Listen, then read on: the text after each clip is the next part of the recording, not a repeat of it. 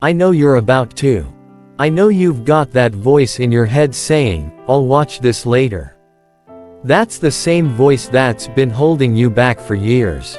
But what if I told you that in the next few minutes, you'll learn the exact technique that billionaires, Olympic athletes, and best-selling authors use to overcome procrastination? Not someday. Not when you feel motivated. Today. 5 minutes. That's all it takes. Stay with me, and I'll prove it. And if this video helps you, even just a little, hit that subscribe button. You'll help us reach more people who need to hear this. Deal? Let's go. It's 9 a.m. on a Monday morning. You're staring at your laptop. That project is due. That email needs to be sent. That workout isn't going to do itself. But somehow, you find yourself reorganizing your desk. Again. Checking your phone. Again. Making your third cup of coffee. Again. Sound familiar? Here's the truth. You're not lazy. You're not undisciplined. And you're definitely not alone. Studies show that 95% of people procrastinate to some degree, and 20% are chronic procrastinators. But what if I told you that the world's top performers, CEOs, athletes, best-selling authors, they procrastinate too? The difference isn't that they have superhuman willpower. It's that they've discovered a deceptively simple trick that bypasses procrastination entirely. It's called the 5-minute rule. And over the next hour, I'm going to show you exactly how it works, why it's backed by neuroscience, and how you can use it starting today to transform your productivity forever. Before we dive into the solution, we need to understand the problem. Because procrastination isn't just about wasting time. It's costing you more than you realize. In 2023, a study by the American Psychological Association found that chronic procrastination is linked to higher stress levels, lower income, and worse health outcomes. Procrastinators earn an average of $15,000 less per year than their non-procrastinating peers. They're 63% more likely to report poor heart health. And they experience anxiety at rates nearly double the general population. But here's what really hurts. It's not the tasks themselves that cause the damage. It's the guilt, the shame, the constant mental burden of knowing what you should be doing while doing literally anything else. Dr. Tim Pitchell, a leading procrastination researcher at Carleton University, puts it this way: procrastination is an emotion regulation problem, not a time management problem. We'll come back to that. Because it's the key to everything. So if procrastination is such a massive problem, why haven't you fixed it already? You've probably tried, right? You've told yourself, tomorrow, I'll just force myself to do it. I'll use willpower. Here's the brutal truth. Willpower is a myth. Or at least, the way we think about it is. Neuroscientist Drive. Roy Baumeister conducted famous experiments showing that willpower operates like a muscle, it gets depleted with use. He called this, ego depletion. Every decision you make, every temptation you resist, every task you force yourself to do drains your willpower reserves. By the afternoon, you're running on empty. That's why you can resist the donuts at 9 a.m. but can't stop yourself from doomscrolling at 3 p.m. But there's an even bigger problem. Willpower requires you to fight against your brain's natural wiring. And your brain, it's really good at protecting you from perceived threats. Let me introduce you to the real villain in this story, your amygdala. The amygdala is your brain's threat detection system. It evolved millions of years ago to keep you safe from predators. When it senses danger, it triggers your fight or flight response. Your heart races. Your palms sweat. You freeze. Now, here's where it gets interesting. Your amygdala can't tell the difference between a real threat, like a lion, and a psychological threat, like a difficult task. When you think about starting that intimidating project, your amygdala freaks out. This is uncomfortable. This might lead to failure. Failure means social rejection. Social rejection means death. Obviously, writing that report won't actually kill you. But your amygdala doesn't know that. So it does what it's designed to do. It makes you avoid the threat. It makes you procrastinate. Meanwhile, there's another part of your brain pulling strings, the prefrontal cortex. This is your rational brain. The part that knows you need to get stuff done. The part that makes plans and sets goals. So you've got these two systems in conflict. Your amygdala screaming, danger. And your prefrontal cortex calmly saying, but we really should start that project. Guess who wins? The amygdala. Every single time. Because survival beats productivity every single time in your brain's priority list. This is why procrastination feels so automatic. You're not weak. You're not lazy. You're just human. Your brain is doing exactly what it was designed to do. But what if there was a way to trick your brain? To sneak past the amygdala's defenses before it even realizes what's happening. That's where the 5-minute rule comes in. What is the 5-minute rule? The 5-minute rule is breathtakingly simple. When you're facing a task you've been avoiding, you make a deal with yourself. I'll work on this for just 5 minutes. After that, I can stop if I want to. That's it. 5 minutes. Not an hour. Not until it's done. Just 5 minutes. And here's the magic. Most of the time, once you start, you keep going. Not because you force yourself, but because starting is the hard part. Once you're in motion, staying in motion becomes easy. Isaac Newton figured this out 300 years ago. His first law of motion states, an object at rest stays at rest. An object in motion stays in motion. He was talking about physics. But it applies perfectly to human behavior. The 5-minute rule works because it removes the biggest obstacle to action, the feeling that you need to commit to the entire overwhelming task. Instead, you're only committing to 5 tiny minutes. You might be wondering, why exactly 5 minutes? Why not 3? Why not 10? The answer comes from psychology. 5 minutes is short enough that it doesn't trigger your amygdala's threat response. Your brain thinks, okay, 5 minutes. That's nothing. I can handle that. But 5 minutes is also long enough to get you past the activation energy required to start. Think of it like pushing a heavy boulder. The hardest part is getting it moving. Once it's rolling, momentum takes over. Dr. B.J. Fogg, a behavior scientist at Stanford, calls this shrinking the change. In his book Tiny Habits, he explains that the key to behavior change isn't motivation, it's making the behavior so small that it requires almost no effort to start. 5 minutes is the sweet spot. It's small enough to be non-threatening but substantial enough to create momentum. There's also something called the Zeigarnik effect at play here. Soviet psychologist Bluma Zeigarnik discovered that people remember unfinished tasks better than completed ones. Once you start something, your brain wants to finish it. That's why you can't stop watching a show mid-episode. That's why you can't put down a book at a cliffhanger. When you start a task, even for just 5 minutes, you create an open loop in your brain. And your brain really wants to close that loop. This natural psychological tension pulls you forward, often well past the 5-minute mark. The 5-minute rule isn't just theoretical. Top performers across every field use variations of this technique.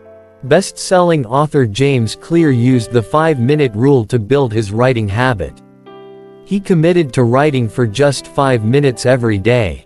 No pressure to write a full article. Just 5 minutes. Within a year, he'd published dozens of articles. Within 3 years, he'd written Atomic Habits, which has sold over 15 million copies. Olympic swimmer Michael Phelps used a similar approach. On days when he didn't feel like training, he'd tell himself, just get in the pool for 5 minutes. Once he was in the water, the resistance disappeared. He'd end up completing his full workout. Entrepreneur Tim Ferriss applies this to exercise. In The 4-Hour Body, he writes about the minimum effective dose. For workouts he's dreading, he commits to just the warm-up. 5 minutes. Usually, he continues. But even if he doesn't, he's still moved the needle. The pattern is clear: successful people don't rely on motivation or discipline. They rely on systems that make starting easy. And the 5-minute rule is one of the most effective starting systems ever devised. The psychology of getting started. There's one more critical psychological principle that makes the 5-minute rule so powerful: identity change. Every time you overcome procrastination, even for just 5 minutes, you're casting a vote for a new identity. You're proving to yourself, I'm the kind of person who does hard things.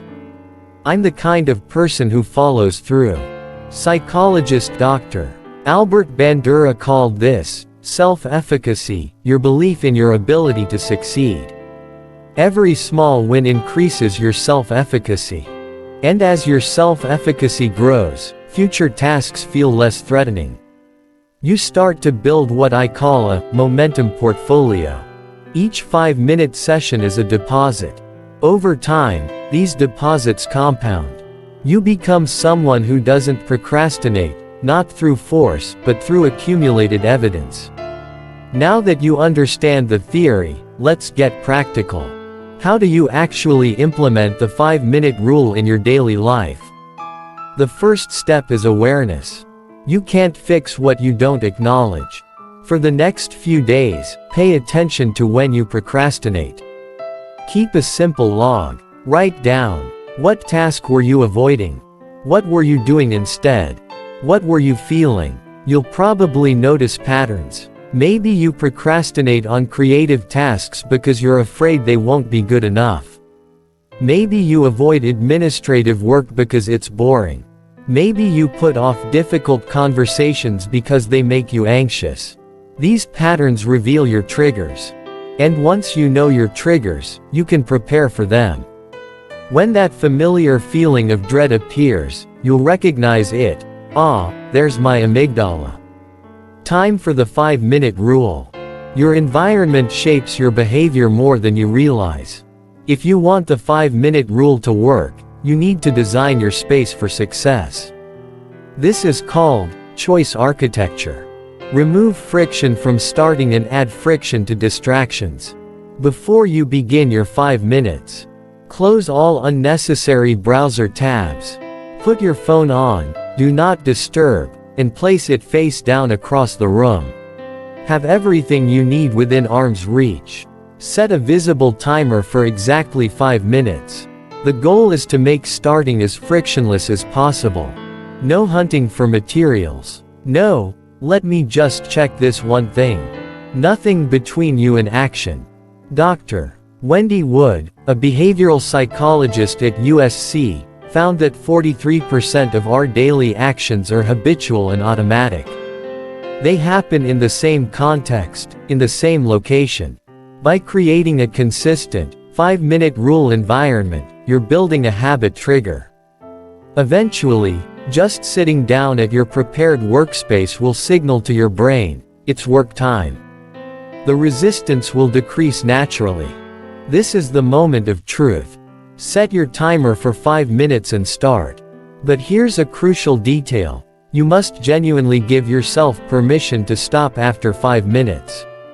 This isn't a trick you're playing on yourself. The deal is real. Why? Because if you know it's a manipulation, if you're lying to yourself, your brain will catch on. The amygdala isn't stupid. Next time, it won't fall for the just 5 minutes promise. The 5-minute rule only works if you honor the agreement. Sometimes, you really will stop at 5 minutes. And that's okay. Because 5 minutes is infinitely better than 0 minutes. But most of the time, maybe 80% of the time, you'll keep going. Not because you have to, but because you want to. Because you've discovered that the task isn't as bad as your amygdala claimed. Because you're in flow. Because momentum has taken over. That's the beautiful paradox of the 5-minute rule. By giving yourself permission to stop, you usually don't. Celebrate small wins. This step is critical, and most people skip it. That's a huge mistake. After your 5 minutes, whether you continue or not, take a moment to acknowledge what you've done. Literally say out loud, I did it. I started. This might feel silly. Do it anyway. Because you're training your brain to associate task completion with positive feelings. Dr. B.J. Fogg calls this the shine technique. Immediately after completing a behavior you want to reinforce, you celebrate. Even if it's just a fist pump or a smile.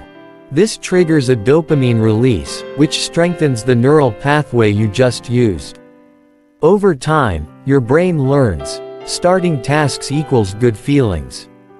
The Pavlovian conditioning works in your favor. Starting becomes less painful because your brain anticipates the reward. You can also track your wins visually. Get a calendar and mark an X for every day you use the 5-minute rule successfully. Jerry Seinfeld famously used this technique to maintain his comedy writing habit. He called it, "Don't break the chain." Seeing that growing chain becomes its own motivation. You don't want to break your streak. This adds an extra layer of behavioral reinforcement. The 5-minute rule isn't a one-time hack. It's a practice, a system, a way of thinking about difficult tasks. At first, you'll need to consciously apply it. You'll notice yourself procrastinating and think, okay, 5 minutes. You'll set the timer deliberately. It'll feel like an effort. But stick with it. After about 3 weeks, the time it takes to establish a new habit, something shifts. The 5-minute rule becomes automatic. You won't need the timer anymore. You won't need the self-talk. You'll just start things. Because your brain has been rewired. The neural pathways associated with procrastination have weakened. The pathways associated with action have strengthened. And here's where it gets really exciting. The momentum compounds. Each completed session makes the next one easier. You build what psychologists call task completion momentum. Projects that once felt impossible become manageable. Not because they got easier, but because you got stronger. You've proven to yourself, again and again, I can start. I can do hard things. That's the real transformation. Not productivity tips. Not time management. But identity change. You become someone different. Someone who acts. Let's be honest. Sometimes, even 5 minutes feels like too much. You're so resistant to a task that 5 minutes might as well be 5 hours. When this happens, you need to shrink the commitment even further. I call this the Swiss cheese method. Instead of working on the task for 5 minutes, you commit to making one tiny hole in it. One micro action that takes less than a minute. Examples. Don't write for 5 minutes, just open the document and type the title. Don't exercise for 5 minutes, just put on your workout clothes. Don't clean your room for 5 minutes, just put away 3 items. Don't work on the presentation for 5 minutes, just create the first slide with your name. These actions are so small that your amygdala doesn't even bother responding. Opening a document. Whatever. That's not a threat. But here's the trick. Once you've poked that first hole, resistance drops dramatically. You're already in the document. Your workout clothes are on. You've broken the seal. Starting the next action becomes exponentially easier. Some days, micro actions are all you can manage. And that's perfectly fine. You're still making progress. You're still casting votes for your new identity. Dealing with task overwhelm. Another common problem. The task is so big, you don't even know where to start. Your brain looks at it and just shuts down. This is where you need to combine the 5-minute rule with task decomposition. Before you can start, you need to break the overwhelming project into smaller, concrete actions. Let's say you need to write a research paper. That's way too vague and enormous.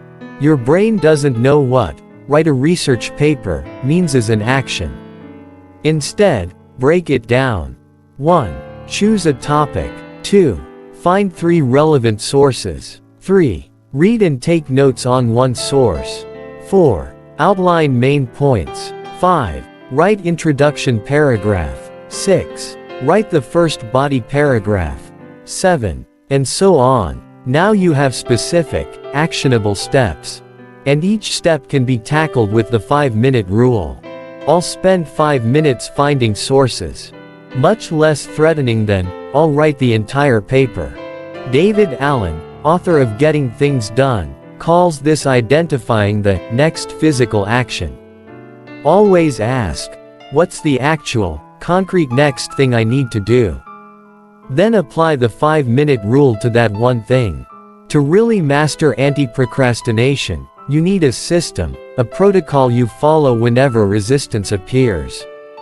Here's the protocol I recommend. Step 1. Notice the procrastination. Acknowledge it without judgment. I'm avoiding this task right now. Step 2. Identify the emotion. Fear, boredom, perfectionism. Name it. Step 3. Check the task size. Is it concrete and small enough? If not, break it down further. Step 4. Set up your environment. Remove distractions, gather materials. Step 5. Apply the 5-minute rule. Set timer, start. Step 6. If resistance is extreme, use the Swiss cheese method instead. Step 7. After completion, however brief, celebrate. Write this protocol down. Keep it somewhere visible.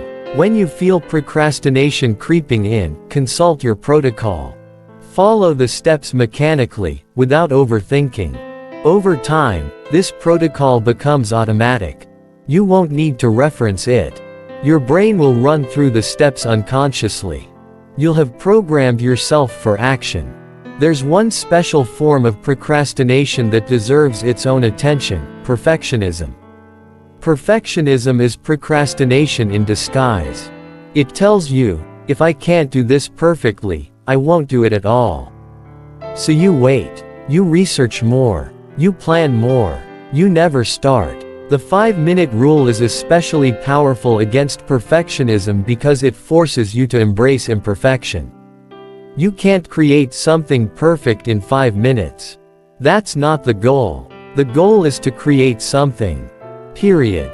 A messy first draft. A rough outline. An imperfect attempt. Writer Anne Lamott calls this the shitty first draft. You give yourself explicit permission to do it badly. Because you can always improve it later. But you can't improve what doesn't exist. Remember, perfection is the enemy of progress. And the 5-minute rule is the enemy of perfection. Use it. Beyond productivity. At this point, you might be thinking, okay, this is a great productivity technique. And it is. But the 5-minute rule is about something bigger than getting more done. It's about reclaiming your agency. It's about proving to yourself that you're not a victim of your impulses. That you can choose your actions, even when your emotions are screaming at you to avoid discomfort. Dr. Viktor Frankl, Holocaust survivor and psychiatrist, wrote, "Between stimulus and response there is a space. In that space is our power to choose our response. In our response lie our growth and our freedom." The 5-minute rule gives you that space. That moment between, I should do this, and either action or avoidance. In that moment, you're choosing growth over comfort. You're choosing who you want to become. And that choice, repeated hundreds of times, thousands of times, transform your entire life. So here's my challenge to you. For the next 7 days, apply the 5-minute rule to one task you've been avoiding. Just one task. Not your entire life. Not every project. One thing. Maybe it's that email you need to send. Maybe it's starting that side project. Maybe it's cleaning out your garage. Whatever it is, commit to 5 minutes today. Set the timer. Honor the agreement. Celebrate your win. Then, come back tomorrow and do it again. And the next day. And the next. By day 7, you'll have created a habit. You'll have proof that you can overcome procrastination. You'll have started something that matters. And here's what I'll bet happens. That one task won't stay isolated. The confidence and momentum will spill over. You'll find yourself applying the 5-minute rule to other areas. To exercise. To relationships. To that scary goal you've been putting off for years. Because once you learn you can start anything, everything changes. The 5-minute rule isn't magic. It won't solve all your problems. There will still be hard days. Days when even 5 minutes feels impossible. Days when you procrastinate anyway. And that's okay. This isn't about perfection. It's about progress. It's about getting 1% better. About taking back one moment, one 5-minute session at a time. The most successful people in the world aren't successful because they never procrastinate. They're successful because they've learned to start anyway. Even when they don't feel like it. Even when it's hard. Especially when it's hard. You have that same power. You've always had it. The 5-minute rule just reveals it. So stop waiting for motivation. Stop waiting for the perfect moment. Stop waiting to feel ready. Set the timer. Start now. Just 5 minutes. Your future self will thank you. I read every single comment, and I'm personally cheering you on. This community is full of people just like you, fighting procrastination, building better habits, becoming who they want to be. Subscribe and hit the notification bell. Here's why this matters. I publish videos every week on productivity, habit formation, and psychology-backed strategies for getting things done. If the 5-minute rule works for you, imagine what else you could learn. And if this video helped you, if you feel even slightly more capable of tackling that task you've been avoiding, share it with one person who needs to hear this message. Your friend who's been stuck. Your family member who's struggling. That colleague who keeps saying, "I'll get to it later." You could change someone's life today. Literally. I get messages every week from people telling me how these techniques transform their careers, their health, and their relationships. You have the power to pass that transformation forward. The 5-minute rule isn't magic. It won't solve all your problems. There will still be hard days. Days when even 5 minutes feels impossible. Days when you procrastinate anyway. And that's okay. This isn't about perfection. It's about progress. It's about getting 1% better. About taking back one moment, one 5-minute session at a time. The most successful people in the world aren't successful because they never procrastinate. They're successful because they've learned to start anyway. Even when they don't feel like it. Even when it's hard. Especially when it's hard. You have that same power. You've always had it. The 5-minute rule just reveals it. So stop waiting for motivation. Stop waiting for the perfect moment. Until next time, stay tuned.